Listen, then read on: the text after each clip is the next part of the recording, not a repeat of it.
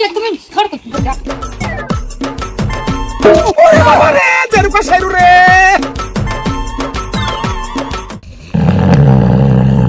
কি করে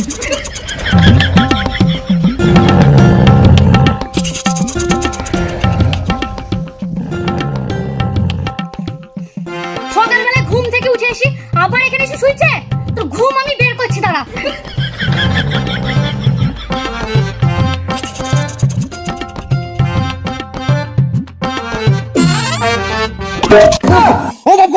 ও বাবগো ভূমিকম্প হয়েছে ও বাবগো ভূমিকম্প হয়েছে না তো এত মাথার কম করে ওরে আমার মাথার উপর দিয়ে বাসকে চালালি রে সর্বনাশের ড্রাইভার রে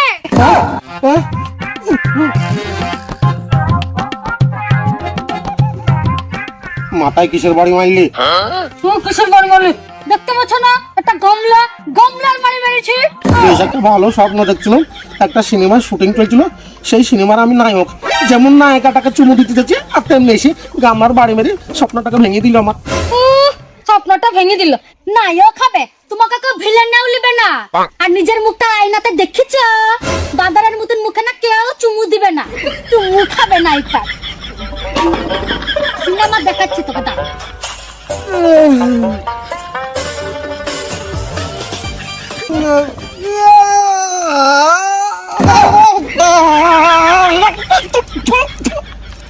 আমি মনে মনে করছিলাম সকালবেলা ঘুম থেকে উঠি একটা পেট ভর্তি নাস্তা পাবো কতটা ঝুলা ভাজা লিসি খাওয়াইছি এটা ঝুলা ভাজা না রে এটা তোর ভবিষ্যতের ঝুলা এটা লে দে বাজারে হাট মনে মনে করলাম সকালবেলায় পেট ভর্তি খাবার খাইয়ে বলবি বাবু একটু ঘুমাও তা বাদ দিয়ে ঝুলা হাতে ধরে দিচ্ছে দিয়ে বলছি বাজার করে আনগা বলে আমার বাবুলে কালো মদনের আবার বাবু সাজার খুব শখ বাবু হবে তুমি জানো না আজকে বাজার বন্ধ তাও পরে এখানে কেন ঘুমাচ্ছ তুমি জানো বাজার বন্ধ আমি জানি বাজার বন্ধ গোটা পাড়ার লোক জানে বাজার বন্ধ রান্নাঘরে তো একটাও সবজিপাতি কিছু নাই বাজারটা কে করবে মদন সকালবেলায় উঠে কুয়াড়া করছি কেন কটা পেট ভর্তি খাবার দাও না আমি তোমাকে এমন খাবার দেব তোমার পেট ভর্তি না তুমি হসপিটালে ভর্তি হবে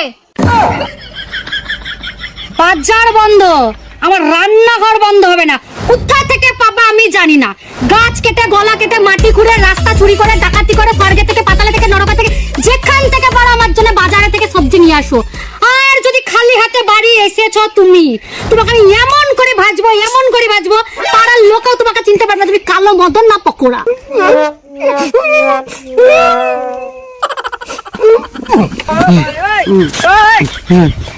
পাকোড়াটা একটু হালকা তেলে ভাজলে হতো না অল্প ছাকা তেলে বেশি কথা না তাড়াতাড়ি গিয়ে সবজিটা নিয়ে আসো গা আগে আমার এই সংসারে সম্মান ছিল এখন আর সম্মানটুকু নাই আগে আমি মানুষ ছিলাম আর এখন হয়ে গেছে তোমার সবজি আনা মেশিন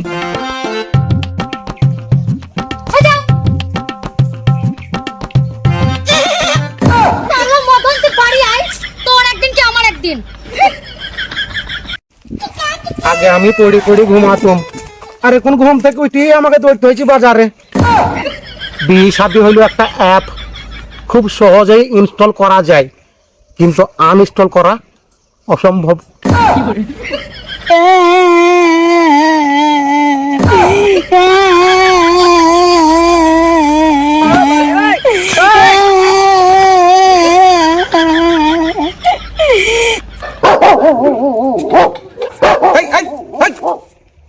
শালা কুকুরটাও আমাকে চিনি লিছে রে কালকে ওর খাবারটা খেয়ে দিয়েছিলাম বুঝলি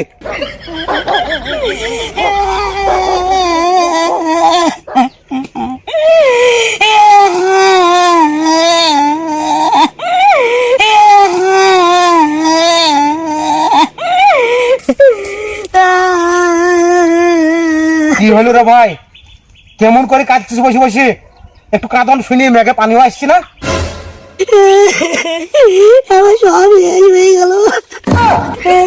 দেখ ভাই এভাবে কাঁদিস নি কি হয়েছে তোর বল আমার এই ওষুধে এত গরম হয়ে গেছে হাত দিলে চাকা মারছে গো এই শোন কাঁদিস নি ওরে বাবা রে তোর এই ওষুধে 190 ডিগ্রি জ্বর এসেছে কি বলে না ভাই সত্যি হ্যাঁ তাহলে তো হসপিটালে যেতে হবে হাসপাতালে নিয়ে যেতে হবে না আমি ডাক্তার তুই জানিস নে পুরাই হইসুর জ্বর আমি ঠিক করে দেবো, আমার সাথে আয়, যাই। চলো।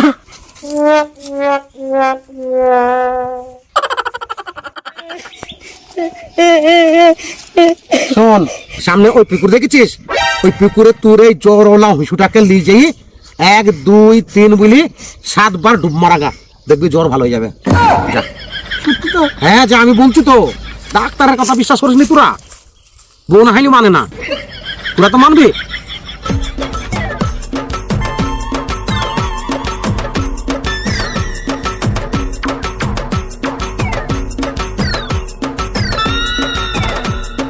এক, দুই, তিন, চার, দুবার হইসুর কোনোদিন জ্বর আসে? আরে দুবার, সাত। দুবার।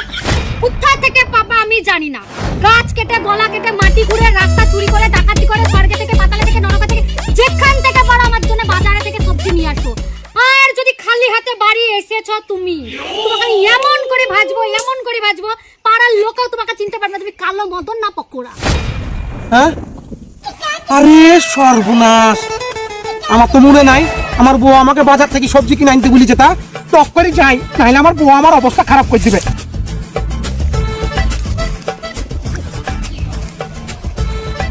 আজকে তো বাজার বন্ধ, এক কাজ করি, এই ভুঁয়ের টমেটো তুলিলে চলে যাই।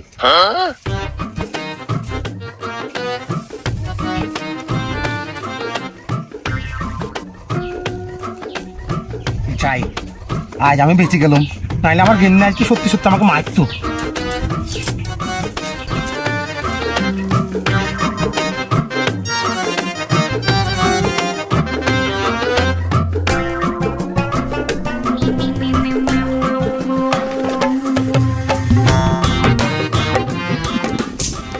তাকে যে বললাম সবজিগুলো নিয়ে আসতে, তা সে সবজি আনতে গেছে না ফসল ফলাতে গেছে কে জানে। আসুক আজকে সে বাড়ি, তারপর ওর খাওয়া আমি বের করছি। জীবনটা জ্বলি গেল এই ভিখারি বাচ্চাকে বিয়ে করে। বাবা এটাও ভাঙছে না। এই লাও, তোমার লেগে আমি 1 ঝুলা সবজি লেসছি। এই তোমার আসার সময় হলো? এখন বেলা 3টা বাজে, রান্না হবে কখন আর খাবো কখন? আরে লাও গো, এসি যখন পড়ি যত রাগ করো না, লাও রান্নাটা করো, খাবো। ওই দেখি কি মাহাল নিয়ে এসছো।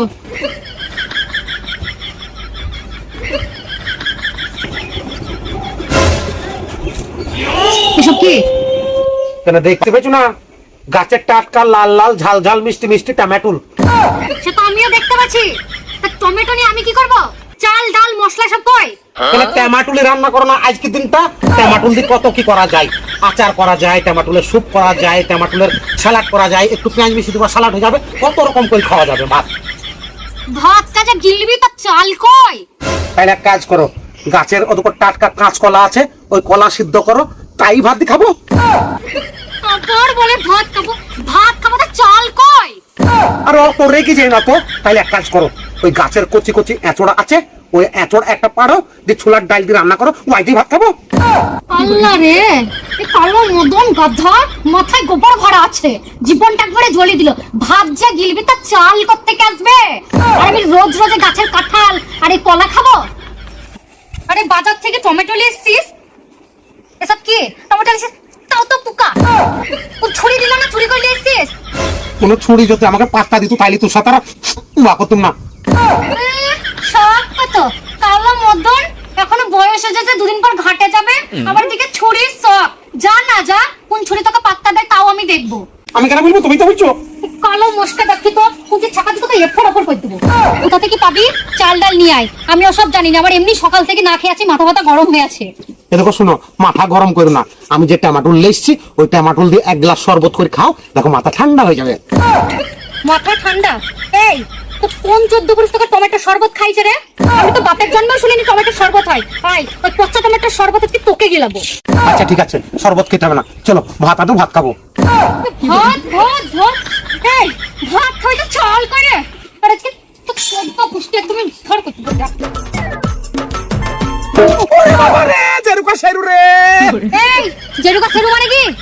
আরে আমি যখন শুয়ে শুয়ে স্বপ্ন দেখছিলাম তখন যে মেচ্ছ, ঠিক সেই আবার মেচ্ছ।